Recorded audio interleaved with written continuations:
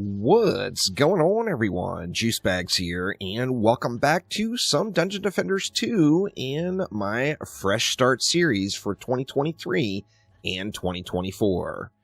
Last episode, we got our first Chaos 1 win, and as I mentioned, it just doesn't take many maps to get through Chaos 1.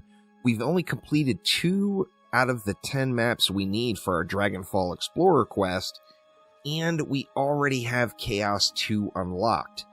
Now, of course, we can do Chaos 1 or Chaos 2, and our next goal is to get to champion score 1050. Now, I just auto-equipped to get that score on my Squire. You see my Squire is at 597, so that got me over the hump that was needed to get into Chaos 2. But now I need to rethink exactly what kind of strategy I'm going to use.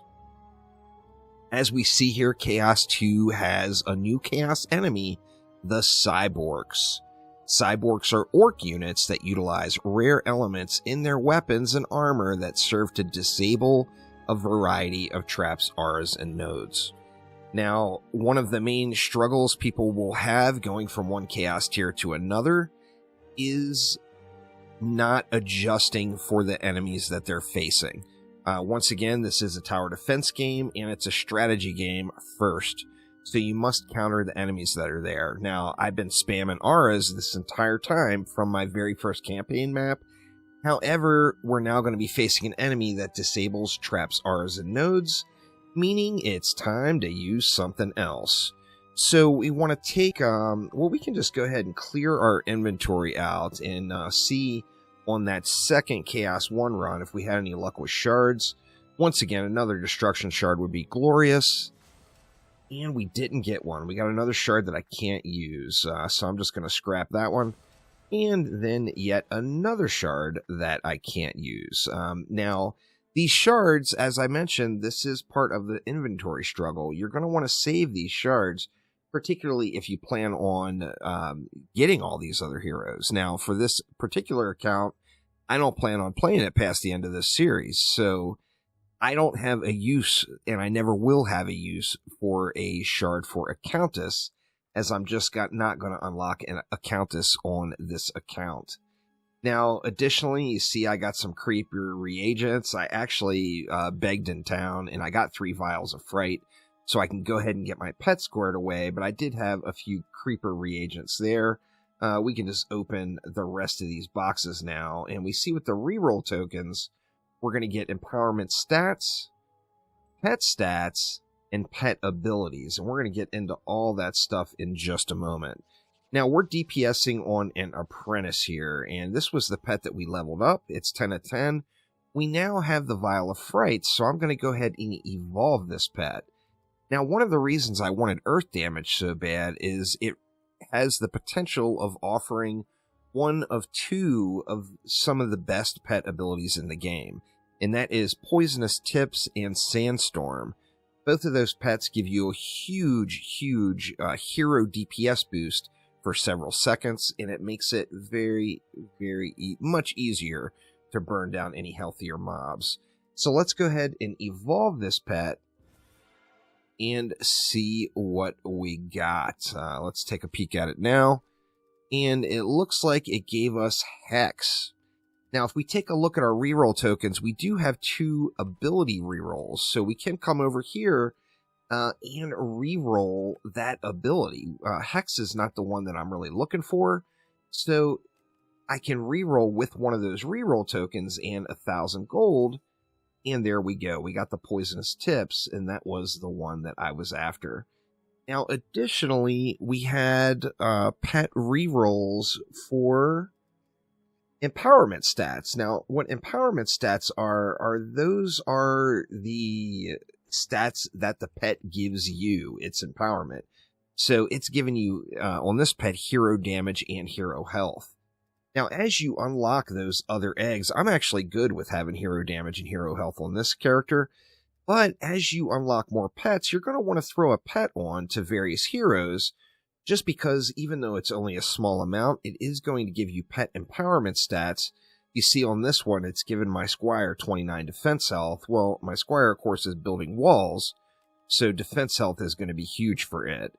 However, we do want a pet set up for DPS. So I think, do we have one that's got... No, both of these would need to be re-rolled. So let's take this propeller cat here and we'll work on it a little bit.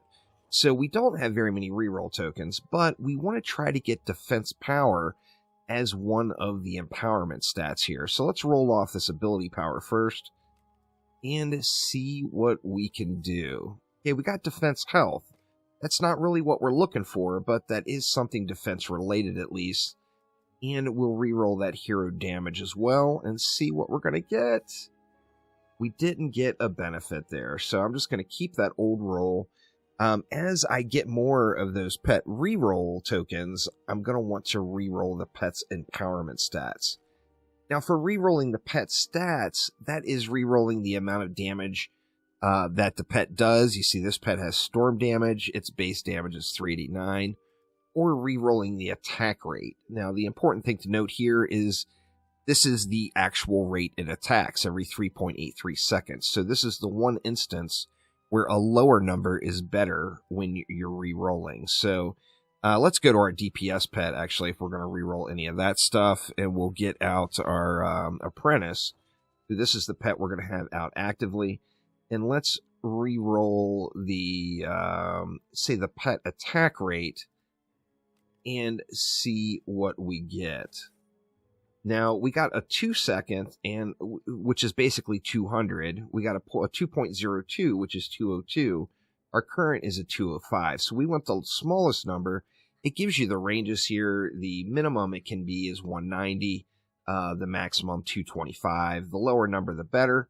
So we are going to just take that one. And that was my only reroll token I had for the pet stats itself.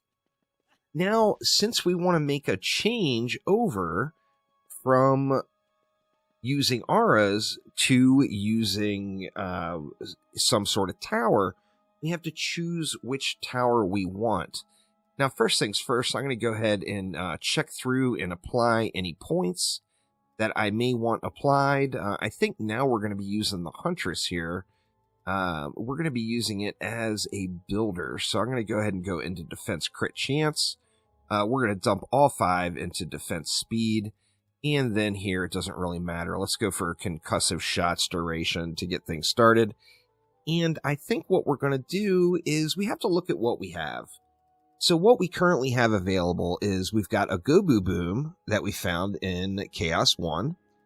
We've got another Gobu Boom on my Lightning Strikes that we found there as well. And then we've got this on Fire Servos. Now, what I want to target is the Poison Dart Trap. So I'm going to take my best stuff, which I think, what is this? Looks like this one is probably, yeah, my best relic. I'm going to go ahead and yoink that. Let's just throw it right here. And then I'm going to yoink my best shards. So defense rate and destruction, we're going to pull out of there. And we're going to move that whole setup over to a poison dart tower. So we're going to give it the defense rate. We're going to give it the destruction with only a epic quality relic. Of course, I only get the 2 shard slots.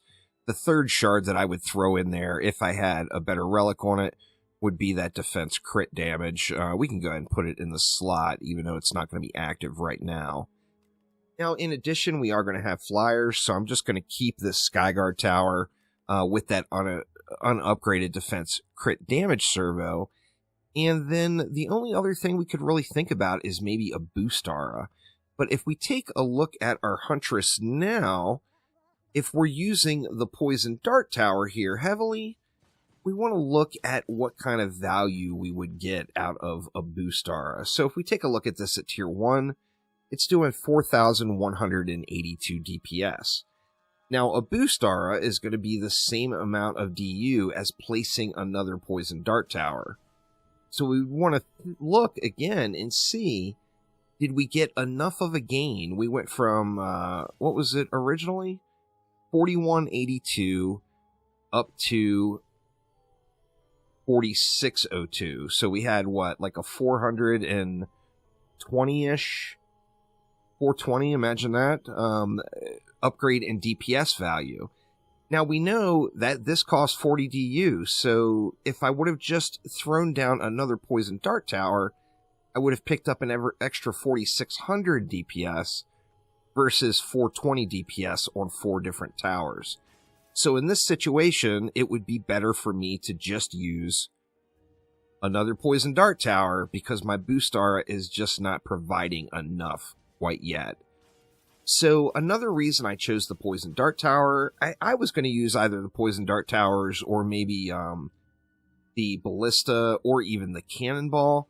The Cannonball has a really nice stun shard, which I didn't get. If I would have gotten it, I probably would have prioritized using that. The Ballista, of course, the value it has is it pierces enemies, so it would hit multiple enemies in the pack. But we're jumping into a Chaos tier that requires that we use something other than what we have been using. Now, one important thing to remember about Chaos 2, as far as the first 8 Chaos tiers go, that is the game's real base progression before you have to start grinding. Chaos 2 is arguably the hardest difficulty to break into for a brand new player playing by themselves. Chaos 2 is a rough one, y'all. There's no doubt about it. And once you get past Chaos 2, you are going to feel a whole lot of tension being released, as Chaos 3 and Chaos 4 are just so much easier in comparison. But that is going to get it for this episode. So next up, we will be diving in and getting our first Chaos 2 win. However, that will do it for now. So thank you all so much for watching, and I will see you next time around. Take it easy.